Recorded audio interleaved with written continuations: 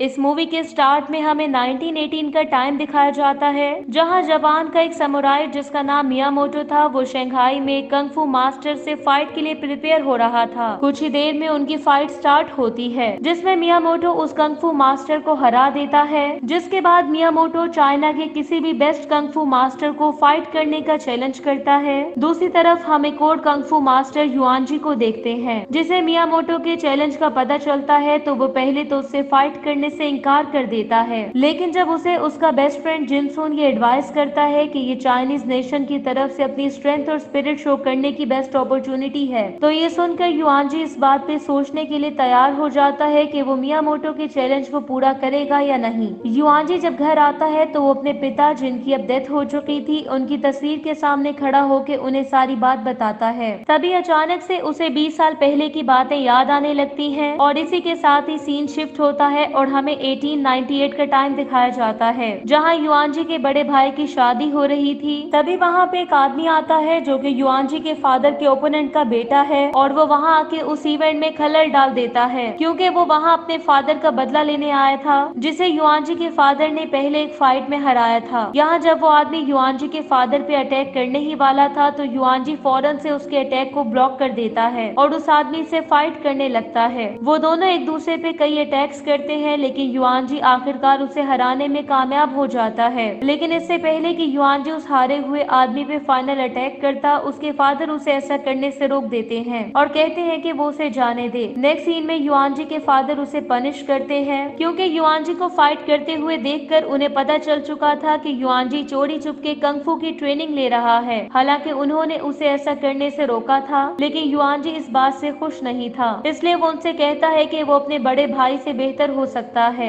युआनजी को इस बात का भी गुस्सा था कि उसके फादर ने उसे सिर्फ पेशेंस के बारे में ही पढ़ाया था और उसे वो टेक्निक नहीं सिखाई थी जो कि उनके परिवार में जनरेशन से चली आ रही थी। ये सुनकर उसके फादर इमोशनल हो जाते हैं और उसे थप्पड़ मार देते हैं, इसलिए युआनजी और ज्यादा डिसअपॉइंट हो जाता है और घर छोड़कर चला जाता है। इसी दौरान बीजिंग में एम्प्रेस शीन जनरल युआन को तांजिन भेजती है, जो कि बागियों का ठिकाना था। एम्प्रेस जनरल को उन बागियों को मारने का ऑर्डर देती है। दूसरी तरफ हम तांजिन डॉक पे जिनसून को देखते हैं, जो कि शिप से मेडिसिन का ऑर्डर ले रहा था। तभी वहाँ पे जनरल युआन के बहुत से आदमी आते हैं और जिनसून से रैंसम की डिमांड करते हैं। इसी दौरान एक बागी जिसका नाम ली था और उसे जिनसून ने ही स्मगल किया था, वो एक अमीर लड़की यूवेन के साथ वहाँ से गुजर रहा था, जिसे देखकर जनरल के आदमी जिनसून से उनके बारे में पूछते हैं, जिस पर जिनसून उनसे कहता है कि ली एक हीलर है। ये सुनकर उनमें से एक आदमी ली को उसका ट्रीटमेंट करने का कहता है, जिसकी वजह से ली और जिनसून पैनिक हो जाते हैं। लेकिन तभी वहाँ पे युआनजी आ जाता है और जनरल युआन के लोगों से फाइट करना स्टार्ट कर देता है और कुछ ही देर में उन्हें हरा देता है। शाम को ली एक लेटर जिनसून को देता है, जो कि रिबेलियन ग्रुप के लीडर मिस्टर टैन का था और उसी ने ही कैपिटल पे अटैक का प्लान बनाया था।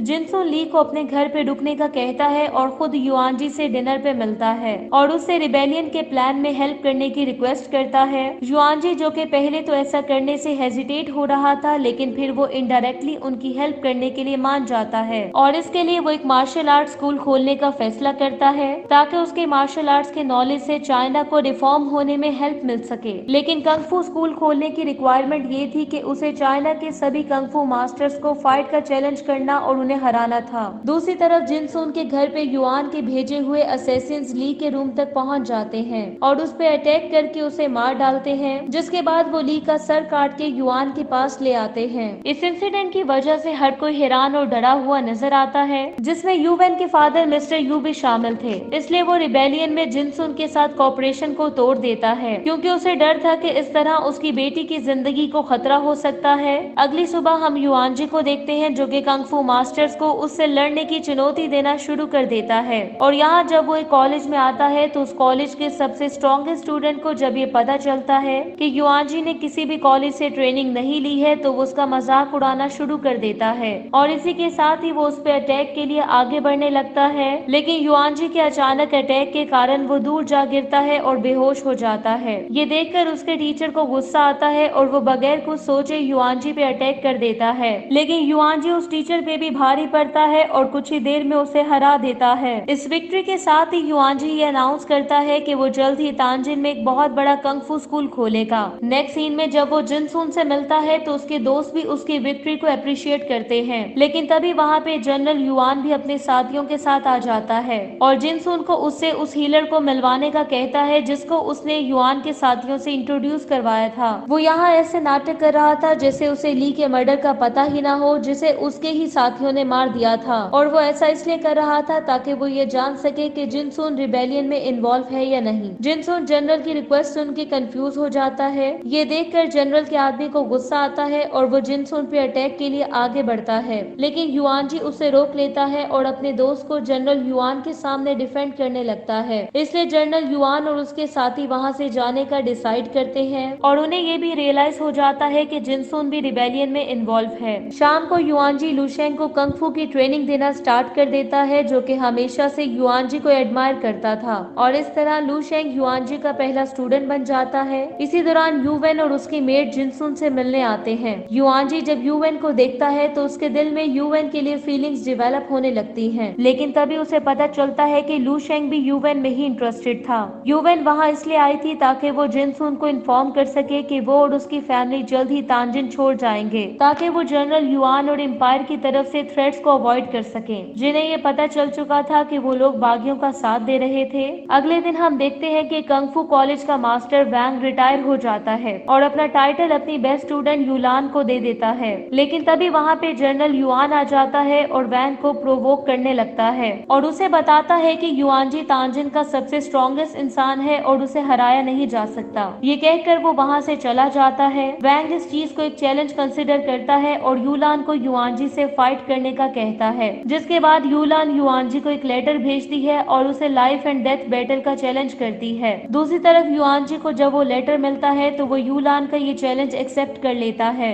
और उनके कॉलेज पहुंच जाता है, जहां स्कूल के सभी कंग फू मास्टर्स जमा थे और उसका वेट कर रहे थे। कुछ ही देर में ये बैटल स्टार्ट हो जाती है, जहां युआन जी सबसे पहले एक ऐसे मास्टर से फाइट करने लगता है जो कि हथियार चलाने में एक्सपर्ट था, लेकिन युआन जी एक स्पीयर को यूज करते हुए उस मास्टर को हराने में कामयाब हो जाता है। दूसरे राउंड में युआन जी के सामने एक ऐसा मास्टर आता है जो कि अंधा था, इसलिए युआन जी भी अपनी आंखों को कवर कर लेता है और उससे फाइट करना स्टार्ट कर देता है। कुछ ही देर में वो उस मास्टर को भी हराने में कामयाब हो जाता है। थर्ड राउंड में उसे एक ऐसे मास्टर से फाइट करना थी जिसे ड्रंकन मूव में महारत हासिल थी और उन्हें नीचे पड़े हुए बाउल्स को तोड़े बगैर ही फाइट करना थी। युआन जी ये फाइट भी आसानी से जीत जाता है क्योंकि उस मास्टर ने फाइट करते हुए एक बाउल को तोड़ दिया था। नेक्स्ट राउंड में युआन जी को यूलान से फाइट करना थी, लेकिन युआन जी पहले तो ये कहकर इनकार कर देता है कि वो किसी औरत से फाइट नहीं कर सकता, जिस पर यूलान अचानक से उस पे अपना वेपन फेंक देती है और अपनी स्वॉर्ड से उस पे अटैक्स करना जारी रखती है। इसलिए युआन जी के पास उससे फाइट करने के अलावा और कोई ऑप्शन नहीं थी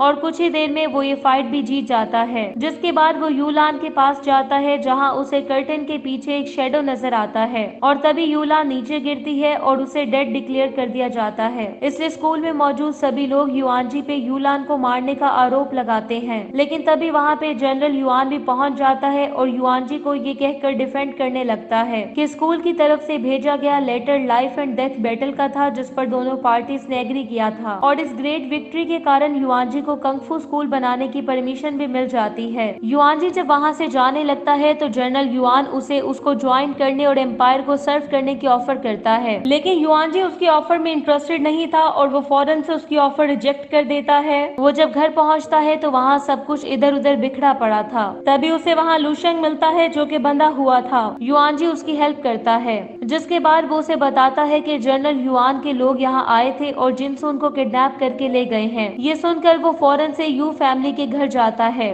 लेकिन उसे वहाँ कोई नहीं मिलता, जिसकी वजह से युआन जी और लुशेंग को लगता है कि वो लोग इस घर को छोड़कर चले गए हैं। लेकिन तभी हमें पता चलता है कि इससे पहले कि मिस्टर यू और उसकी फैमिली तांजिन को छोड़ के जाते, जनरल युआन मिस्टर यू को मार देता है और यूवेन को होस्टेज बना लेता है। दूसरी तरफ युआन जिनसुन से बागियों के हेडक्वार्टर का पता लगाने के लिए इंटेरोगेशन कर रहा था, जिस पर जिनसुन उससे कहता है कि वो उन्हें नहीं हरा सकेगा और इस बात पर जोर देता है कि शीन डायनेस्टी जल्द ही डिस्ट्रॉय हो जाएगी। ये सुनकर जनरल युआन उसे एक रूम में बंद कर देता है। दूसरी तरफ हम वैंग को देखते हैं जो कि काफी गुस्से में दिखाई दे रहा था और वो युआन जी से उसके स्कूल के सभी मास्टर्स को हराने और यूलान की डेथ का बदला लेने का डिसाइड करता है। अगली सुबह युआन जी को अपनी फैमिली की तरफ से एक लेटर मिलता है जिसमें उसके फादर के बीमार होने का बताया गया था जिसे पढ़ के युआनजी खुद वहाँ जाना चाहता था, लेकिन फिर वो ये सोचकर इस प्लान को कैंसिल कर देता है कि इस टाइम ज्यादा इम्पोर्टेंट काम जिनसुन को बचाना है। इसी दौरान हम उसके फादर को भी देखते हैं जो कि अपने बेटे के आने का वेट कर रहे थे। दूसरी तरफ जिनसुन जो कि बंधा हुआ था वो किसी तरह अपने आप को फ्री करवाने में कामयाब हो जाता है और वहाँ से भाग जाता है।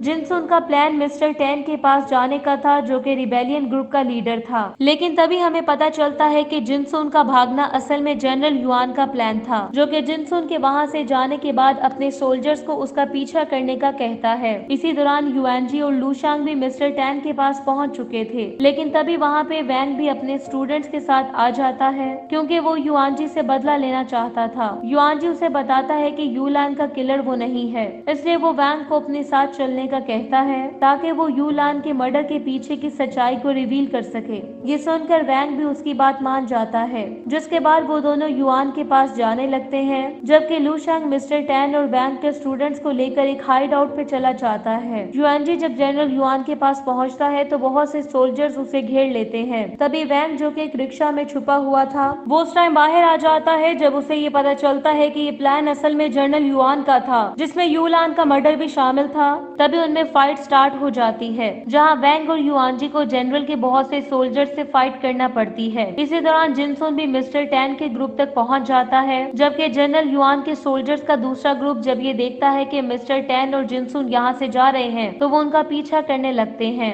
दूसरी तरफ जहाँ युआनजी और वैंग जो कि युआन के सोल्जर्स के पहले ग्रुप से फाइट कर रहे थे, वहाँ वैंग युआनजी से कहता है कि वो मिस्टर टैन को प्रोटेक्ट करे, जबकि वो यहाँ जनरल के लोगों का सामना करेगा। इधर जनरल युआन के दूसरे ग्रुप के सोल्जर्स मिस्टर टैन और जिनसुन को घेर लेते हैं और उन पे अटैक कर देते हैं। युआनजी जब वहाँ पहुँचता है तो इससे पहले ही युआनजी के लोग मिस्टर टैन के गार्ड्स को हरा चुके थे, लेकिन मिस्टर टैन अभी भी जिंदा था, जबकि युआनजी अपने पहले स्टूडेंट की जान बचाने में नाकाम हो गया था क्योंकि वो मिस्टर टैन को बचाते हुए मारा गया था। दूसरी तरफ वैंग भी पकड़ा जाता है, जिसके बाद युआन उसे मार डालता है। युआनजी मिस्टर टैन को उनकी हाइड आउट पर भेजने के बाद उसी रात वैंग को बचाने के लिए युआन के घर आता है, लेकिन अब काफी देर हो चुकी थी और युआनजी वहाँ वैंग के सर को देखकर शॉक्ड हो जाता है, इसलिए उसे गुस्सा आता है और वो जनरल युआन के लोगों से फाइट करना स्टार्ट कर देता है और उन्हें हराने के बाद वो युआन से फाइट करने लगता है। युआनजी उसे कुछ ही देर में हरा देता है और वो उस जगह पे आ गिरता है जहाँ वैंग का सर लटका हुआ था। युआन अब उस पिलर को गिरा देता है, जिसकी वजह से युआनजी उस पिलर को पकड़ लेता है ताकि वैंग का सर नीचे ना गिर सके। अब वो युआन पे फाइनल अटैक करता है और उसे मार डालता है, जिसके बाद वो वैंग का सर लेकर वहाँ से चला जाता है।